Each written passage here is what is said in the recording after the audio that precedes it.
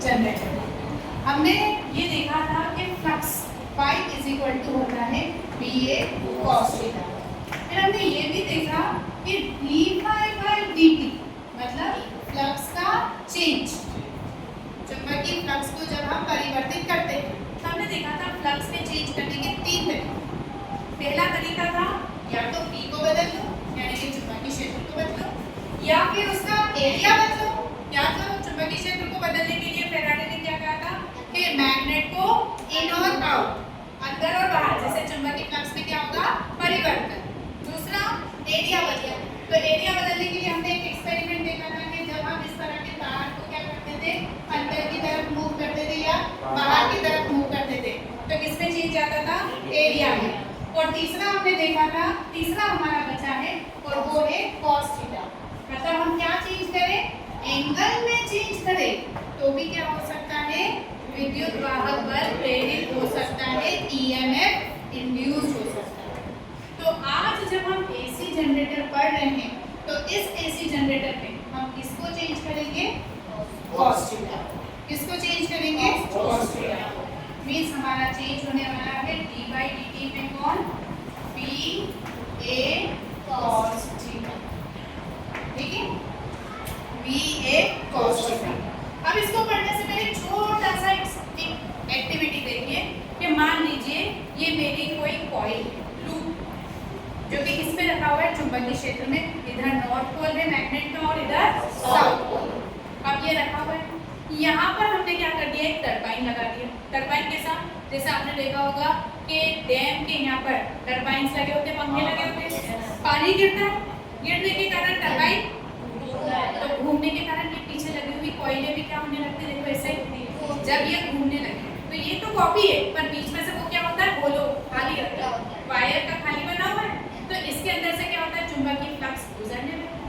पर एंगल बदलने के कारण जैसे अभी है तो सबसे अधिकतम चुंबकीय फ्लक्स यानी कि मैग्नेटिक फ्लक्स इससे पास हो रहा है।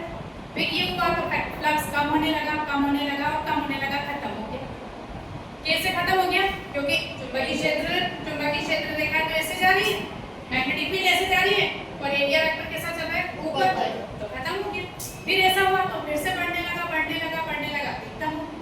फिर ऐसा हुआ तो फिर कम, फिर ऐसा हुआ तो बढ़ने लगा। देखिए ऐसा हमने डायग्राम को अगर ऐसा देखें तो ये नॉर्थ पोल है, ये साउथ पोल है और ये हमारा कोई लूप है और यहाँ पर हमने क्या लगा रखा है टरबाइंस लगे हुए हैं और ये टरबाइन को घुमाने के कोई भी तरीके हो सकते हैं। कौन कौन से तरीके, जैसे कि पानी, जैसे कि हवा, जैसे कि भाप, किसी भी तरीके से हमने इस टरबाइन को क्या करा घुमाया।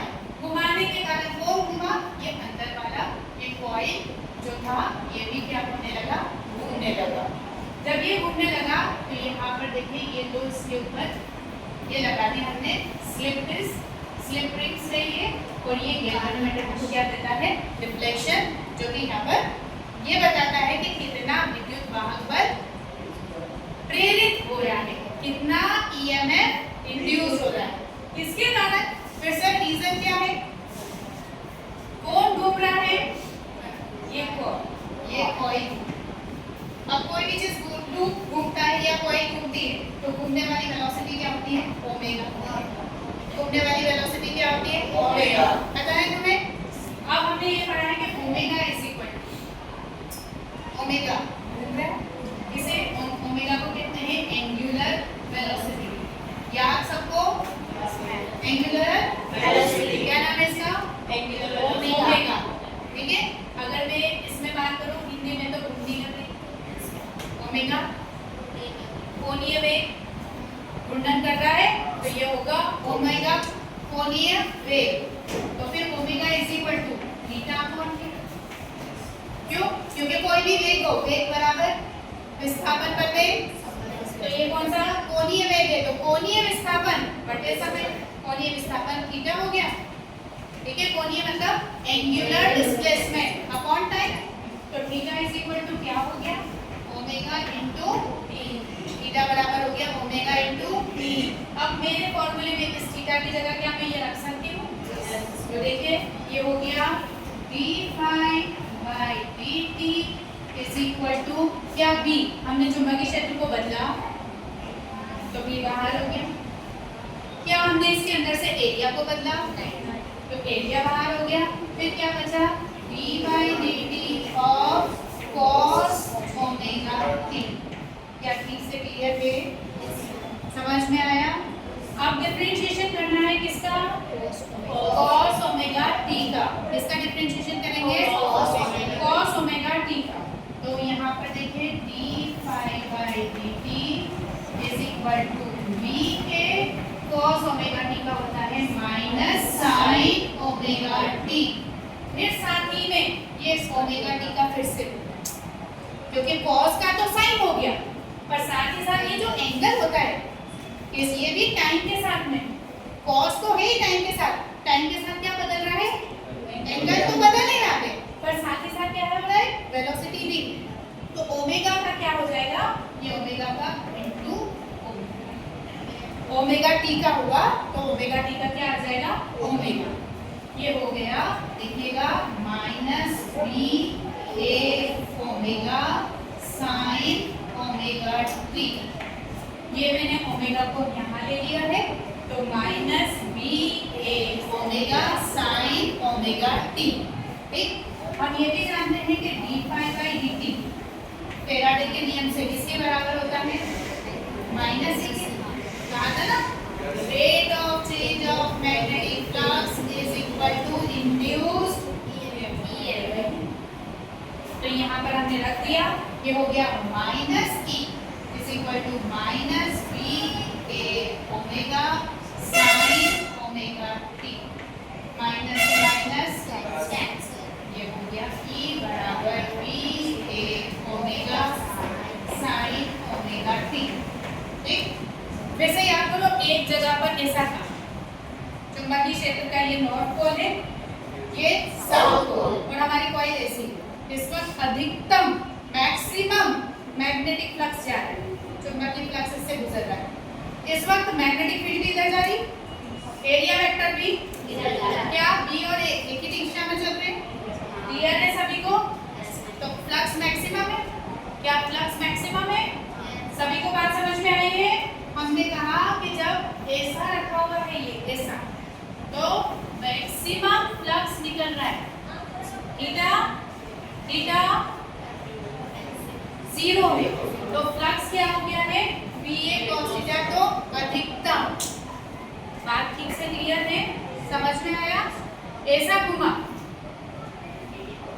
मिनिमम, ऐसा घुमा, तो देखिए मैंने जब इसका फ्लक्स का ग्राफ बनाया तो मैंने ये पाया कि जब जब थीटा 0 होता है फ्लक्स मैक्सिमम होता है, थीटा 0 होता है तो फ्लक्स मैक्सिमम होता है, और थीटा 90 होता है तो फ्लक्स मिनिमम। देखिए ये मिनिमम, ये मैक्सिमम है पाई, ये 0 है, और ये अपोजिट डायरेक्शन। फिर ये मैंने क्या दिखाया है आपको? फ्लक्स। ठीक है, अब देखते हैं EMF। जरा ध्यान से, सभी का ध्यान है। जब ये यहाँ पर आया, यहाँ से शुरू होकर U हुआ, यहाँ से शुरू होकर U, तो क्या फ्लक्स का अधिकतम चेंज हुआ? यहाँ पर था 10, सपोज मान लो कि कोई भी संख्या EMF 10 वोल्ट, जब ये घूमकर यहाँ हो गया तब 0 हो गया। अगर मैं डिफरेंस निकालूंगी तो 10 माइनस 0 होगा। डिफरेंस निकालूंगी, हमने सीखा था ना 5 2 माइनस 5 1, तो 0 माइनस 10 करेंगे तो अधिकतम बदला। अधिकतम बदला कब? जब 0 से क्या हो गया? 0 से क्या हुआ? 0 से कौन सा एंगल हुआ? 90। 0 से 90 होने पर फ्लक्स का चेंज अधिकतम, फ्लक्स का चेंज मैक्सिमम कब? जब वो 0 से क्या हुआ? तो 90 पर मुझे EMF क्या मिल रहा है? मैक्सिमम। 90 पर जब मैं पहुंचती हूँ तो मेरा EMF क्या हो जाता है? मैक्सिमम। इस वक्त जब फ्लक्स निकल रहा है मैक्सिमम, अभी EMF इंड्यूस नहीं होता। EMF इंड्यूस कब होता है? जब क्या होता है? चेंज। यहाँ पर तो पूरा आ रहा है, चेंज तो तब होगा जब ये घूमेगा। तो जब इसने 0 डिग्री रखा है, यहाँ पर एंगल 0 डिग्री, पर चेंज नहीं। चेंज तो जब वो 0 से 90 पर गया तब हुआ।